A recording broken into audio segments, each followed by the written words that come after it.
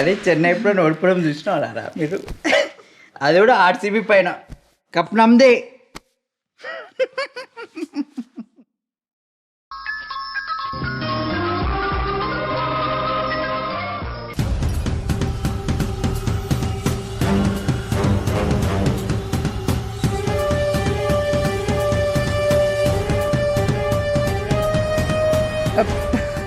అన్నయ్య వాష్రూమ్కి వెళ్ళొస్తాను. కదిలేవా నీ కాళ్ళు విరగొడతాను. ఆ, ఆ, పిల్లల గురించి తెలిసేదాకా నువ్వు ఎక్కడికి వెళ్ళడానికి వీల్లేదు. దావతా మావయ్య, దావతా పిల్లకాయలు హాస్పిటల్కి వచ్చారంట.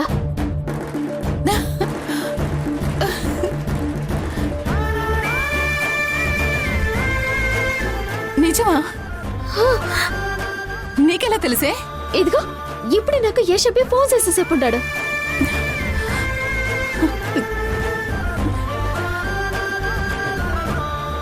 అయినా స్కూల్ నుంచి వాళ్ళెవరికి చెప్పకుండా హాస్పిటల్కి ఎందుకు వెళ్ళినట్టు?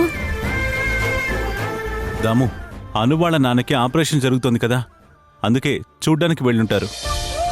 చెప్తే స్కూల్లో పంపించరు కదా. పోన్లే, పిల్లలు క్షేమంగా ఉన్నారు, అంతే చాలు.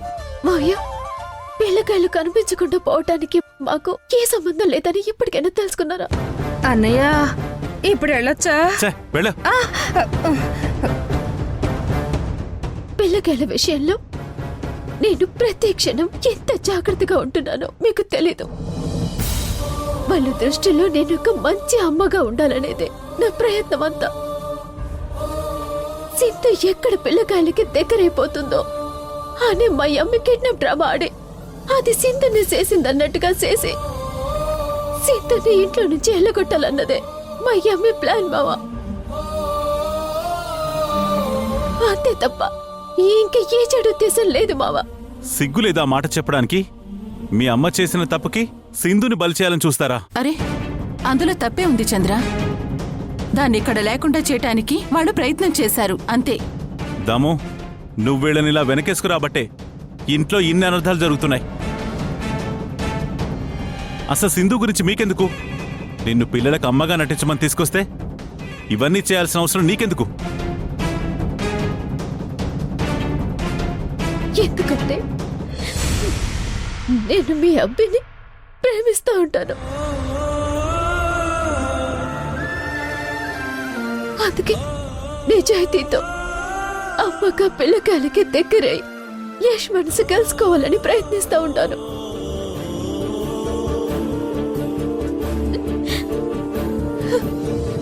నాకు పిల్లకాయలు పుట్టాలని కూడా నేను అనుకోవడం లేదు. రిషి చేసిని నా కన్న బిడ్డలాగా చూసుకుంటాను.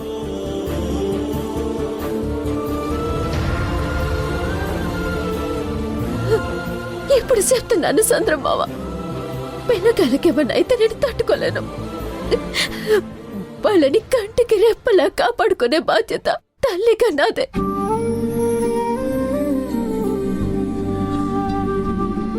వాళ్ళకి సొంత తల్లిని కూడా నేనే. పిల్లకాయల కోసం, యశ్ కోసం నా ప్రాణాలు ఇవ్వడానికి కూడా సిద్ధంగా ఉన్నాను. ఇది ఎవ్వరు నమ్మినా నమ్మకపోయినా నిజం మావయ్య. పిచ్చిదానిలా మాట్లాడక సంధ్య. అసలు పిల్లలకి యష్కి నీకు ఏంటి సంబంధం? నువ్వు నటించడానికి వచ్చావు, అంతవరకే ఉండు. లేనిపోని ఇష్టాలు, ప్రేమల పేరుతో ఆశలు పెంచుకోకు. మర్యాదగా మీ నాటకాలు కట్టిపెట్టి ఇక్కడి నుంచి వెళ్ళిపోవడం మంచిది. లేదంటే కిడ్నాప్ విషయం నేను యష్కి చెప్పానంటే వాడే మిమ్మల్ని ఇంట్లో నుంచి తరిమేస్తాడు. మావయ్య, మీరు ఏదైనా చేయండి. నేను యష్ని పిల్లకాయలు వదిలే పరిస్థితిలో లేను. నువ్విప్పుడు నన్ను నమ్మకపోవచ్చు, కానీ ఏదో ఒక రోజు నేనేంటో, నా నిజాయితీ ఏంటో నీకు తెలుస్తుంది. అప్పుడు ఖచ్చితంగా మీరే నన్ను ఇంటి కోడలుగా అంగీకరిస్తారు మావా. నా ఒంట్లో ప్రాణం ఉన్నంత వరకు అది జరగదు. అయినా నిన్నని లాభం ఏంటి? నీకిలా కొమ్ములొచ్చేలా చేసింది మా దాము.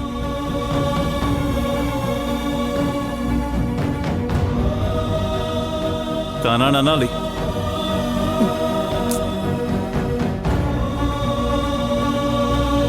ఛే!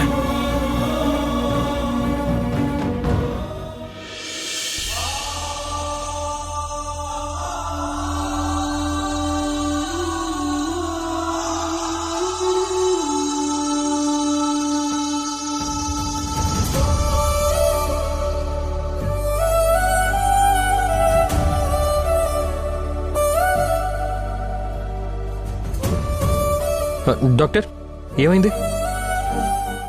ఫారెన్ డాక్టర్ ఆల్రెడీ చెప్పారు రిస్క్ ఆపరేషన్ వద్దు అని. ఇప్పుడు చూడండి ఏమైందో. సడన్గా పేషెంట్ పల్స్ డౌన్ అయిపోయాయి. అవి నార్మల్ కాకపోతే చాలా పెద్ద ప్రాబ్లం అవుతుంది.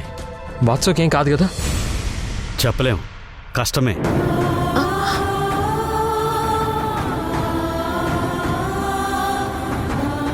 డాడీకి ఏమైనా అవుతుందా? లేదమ్మా, డాడీకి ఏం కాదు, నువ్వు భయపడకు.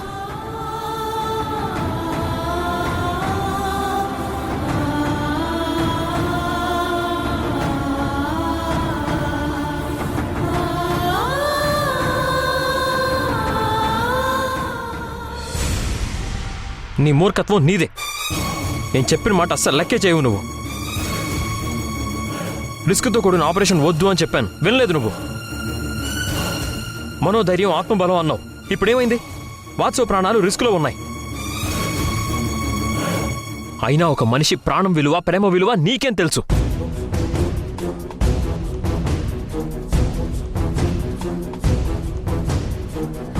వాత్సోకేమన్నా అయితే అది పూర్తిగా నీ రెస్పాన్సిబిలిటీనే. డాడీ కోసం ఎదురు చూసిన అనుకి ఏమని సమాధానం చెప్తావు? అటు చూడు, వాత్సవ్ వాళ్ళ అమ్మ ఎంత కంగారు పడుతున్నారో.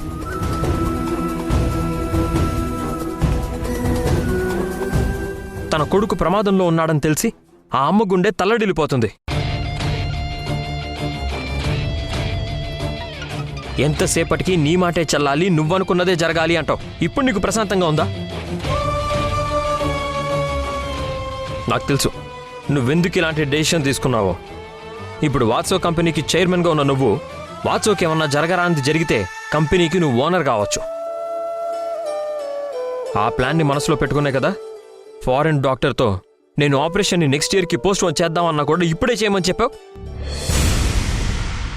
ఎందుకు సింధు నీ స్వార్థం కోసం మనుషులతో ఇలా ఆడుకుంటావు? Stop it.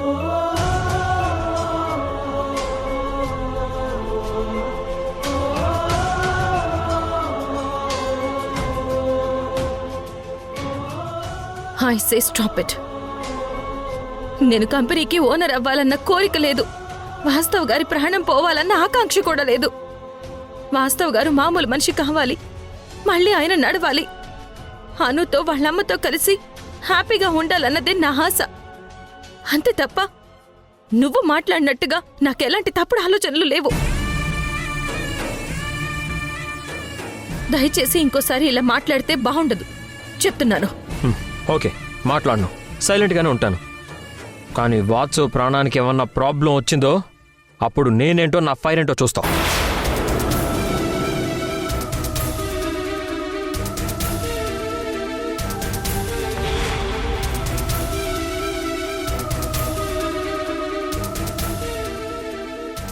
సింధు, ఏంటమ్మా ఇదంతా? డాక్టర్లు యశ్ ఏదేదో అంటున్నారు. వాడి ప్రాణాలకు ప్రమాదం అంట. చిన్న ఆపరేషను, ట్రీట్మెంట్ లాంటిదే అని నాతో చెప్పావు. ఇక్కడ చూస్తుంటే అలా లేదమ్మా. నిజం చెప్పు సింధు.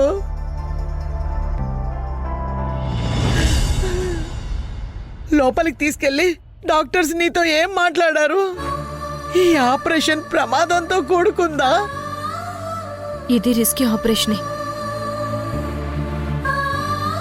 ఆ మాట చెప్తే మీరు కంగారు పడతారని చెప్పలేదు. నేను చెప్తున్నాను, వాస్తవ్ గారికి ఏమీ కాదు, మీరు భయపడకండి. నిజంగా మా డాడీకి ఏం కాదు కదా?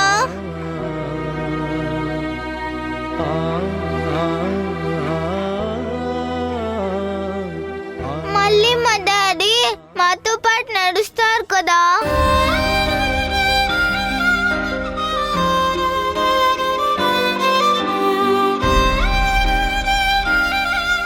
నాతో ఆడుకుంటారు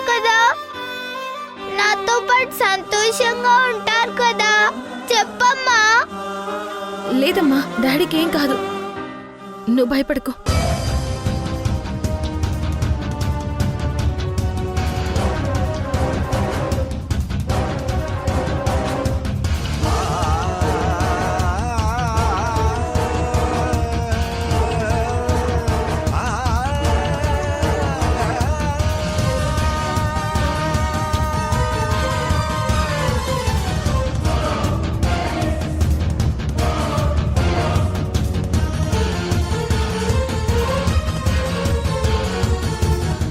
ఏంటి లోపలికి వచ్చారు? మీరు రాకూడదు. Go out. డాక్టర్, వాస్తవ్ గారి పరిస్థితి ఎలా ఉంది? క్రిటికల్గానే ఉంది. ఎంతో ట్రై చేసినా పల్స్ రేట్ బెటర్ అవడం లేదు. ఇలాంటి ఆపరేషన్స్ అన్నీ సక్సెస్ కావు. నేను చెప్పినా మీరు వినలేదు. ఇప్పుడు నేనేం చేయలేను. అను, మీ డాడీని పిలువు. ఏం చేస్తున్నారు మీరు? ప్లీజ్ డాక్టర్, 2 మినిట్స్ సైలెంట్గా ఉండండి ప్లీజ్. అను, డాడీని పిలువు. డాడీ లే, డాడీ డాడీ లే, డాడీ మనం ఇంటికి వెళ్ళిపోదాం డాడీ. కళ్ళు తెరువు డాడీ. డాడీ డాడీ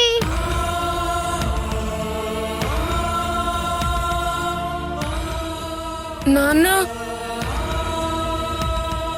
లోపల ఏం జరుగుతుందో చూస్తాను.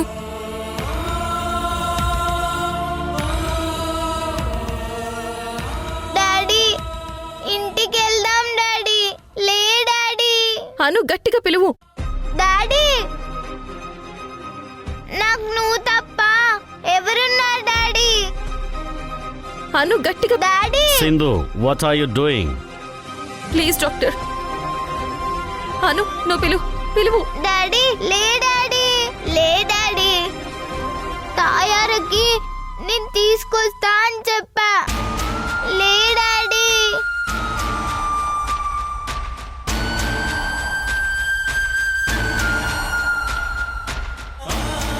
లే డాడీ. డాడీ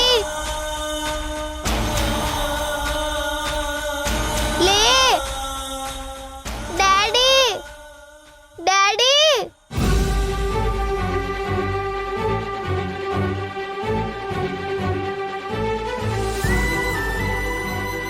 డాడీ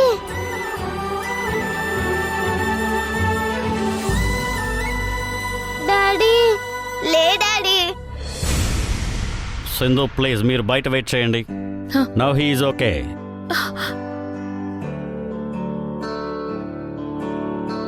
ఈశ్వర పరమేశ్వర చూడరా, ఇటు చూడరా. రెండు కన్నుల మనిషి బ్రతుకును గుండె కన్నుతో చూడరా. ఎదుట పడని వేదనలను నుదుటి కన్నుతో చూడరా. ఈశ్వరా పరమేశ్వర చూడరా, ఇటు చూడరా.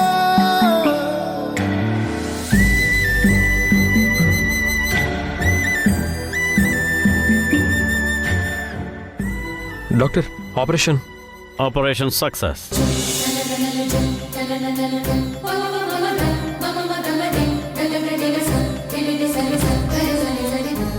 స్వామి, నా కొడుక్కి ఏ ప్రమాదం లేదు కదా? ఎటువంటి ప్రాబ్లము లేదు. He safe.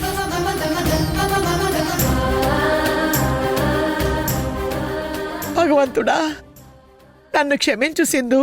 నువ్వు తీసుకున్న నిర్ణయం వల్ల వాస్తవ ప్రాణానికి ఏదైనా జరగరాంది జరుగుతుందేమో అన్న భయంతో నిన్ను తొందరపడి మాటలు అనేశాను. అవేం మనసులో పెట్టుకోకు. పర్వాలేదండి, నేనేం ఫీల్ అవ్వను. వాస్తవ్ ఇంకొన్ని రోజులు హాస్పిటల్లోనే డాక్టర్స్ అబ్జర్వేషన్లో ఉండాలి. అలాగే doctor, thank you so much. Correct టైంలో కరెక్ట్ డెసిషన్ తీసుకుని మీరు ఆపరేషన్ చేయమని చెప్పడం వల్లే ఇదంతా జరిగింది. సింధు, నువ్వు రిస్క్ తీసుకుని ఈ సాహసం చేసి ఉండకపోతే వాస్తవ్ మళ్ళీ నడిచే ఛాన్స్ వచ్చేదో లేదో.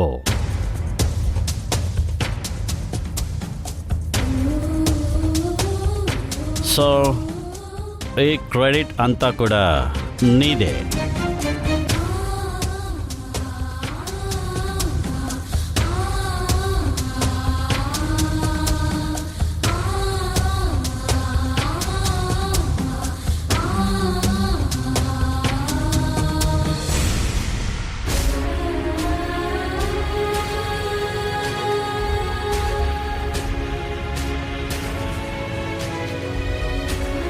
థ్యాంక్ యూ అమ్మా, మా డాడీని కాపాడావు.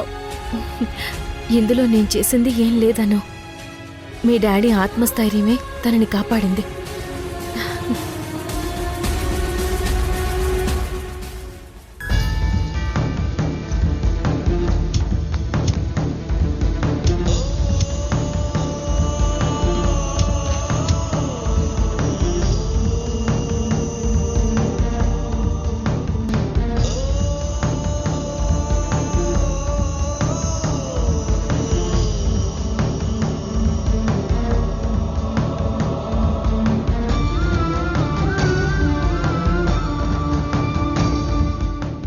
యష్, నువ్వు అనవసరంగా భయపడ్డావు. వాస్తవ్ గారికి తను మళ్ళీ మామూలు మనిషి కావాలన్న బలమైన సంకల్పమే ఆపరేషన్ సక్సెస్ అయ్యేలా చేస్తుందని నాకు తెలుసు. అందుకే ఆ డెసిషన్ తీసుకున్నాను.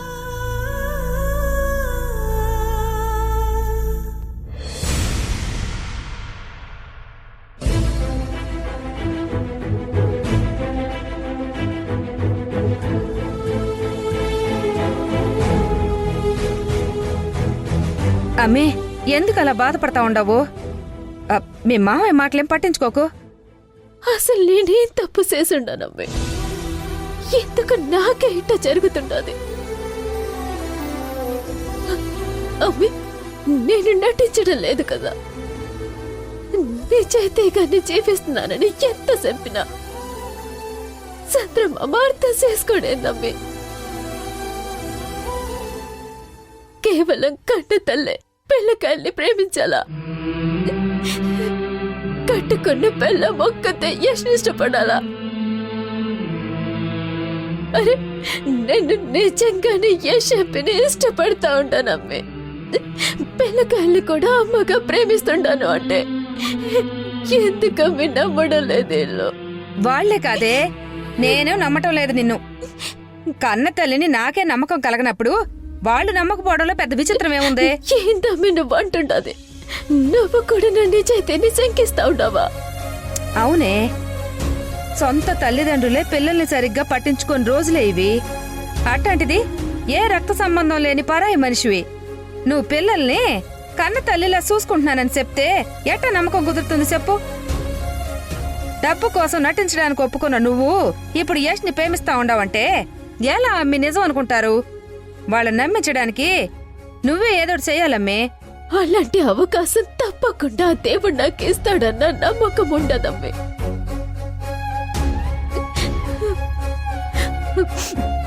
అప్పుడు ఖచ్చితంగా వాళ్ళు నా నిజాయితీని తెలుసుకుంటారు.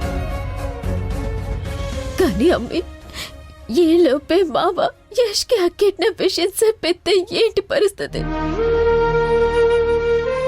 అదే కనుక జరిగితే మనం ఇంట్లో ఉండే అవకాశమే ఉండదమ్మే. అమ్మే, మీ మామ యష్కి చెప్పకుండా నేను ఆపుతాను.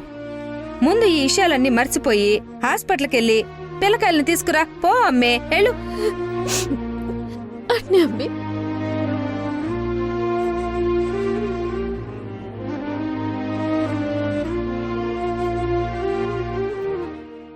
అన్నయ్య అని బ్రతిమలాడినా ఈ చెల్లెలు మీద నీకు కొంచెం కూడా జాలి లేదు కదా? నువ్వు కిడ్నాప్ విషయం నీ కొడుక్కి చెప్పేలోపే నువ్వు అసలు మాట్లాడకుండా చేస్తాను. కన్యాకుమారికి కోపం తెప్పించుంటావు అన్నయ్య. ఇక నీ మీద కొంచెం కూడా దయ చూపించేదే లేదు, దయ చూపించేదే లేదు, దయ చూపించేదే లేదు.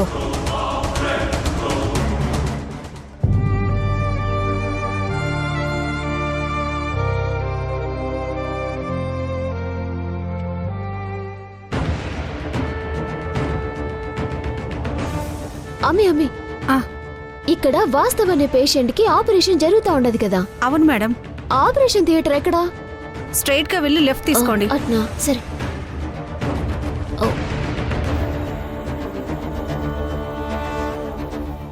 అమ్మ దగ్గరికి వెళ్ళాలి, తనతో మాట్లాడాలి, కానీ నాన్న ఇక్కడే ఉన్నాడే.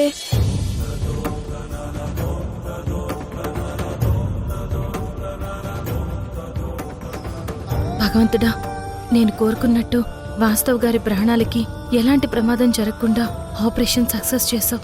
అలాగే నా పిల్లల్ని నేను దక్కించుకునే అవకాశం కూడా నువ్వే కల్పించు స్వామి.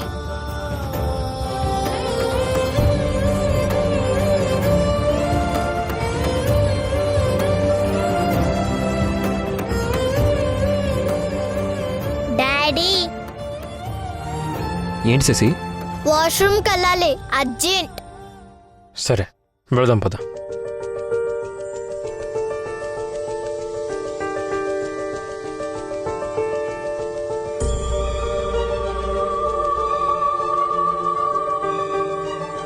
నాన్న శశి వచ్చేలోపు అమ్మతో మాట్లాడొచ్చేయాలి.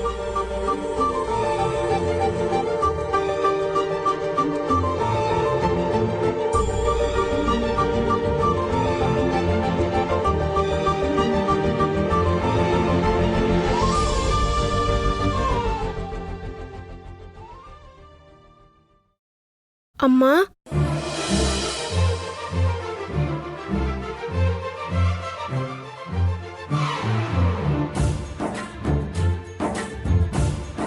ఇంకెప్పుడు నేను నిన్ను అస్సలు బాధ పెట్టను, నిన్ను దూరం పెట్టను.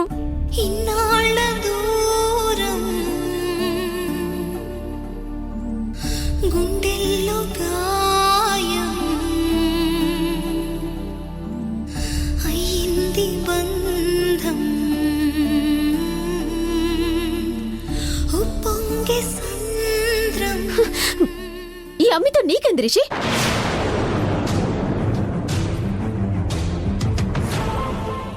జనరల్గా నేను అనుకుంటా కదరా, అంటే మైండ్కి ఏమైనా క్రియేటివ్ థాట్స్ వస్తాయి కదా, అవి ఇట్లా అనుకుంటా అట్లా జరిగిపోతారా? అది అలా జరిగిపోతుంది అంతే కాదురా, అది అయ్యేంత వరకు నువ్వు జనాలు కాబట్టి జరుగుతుంది.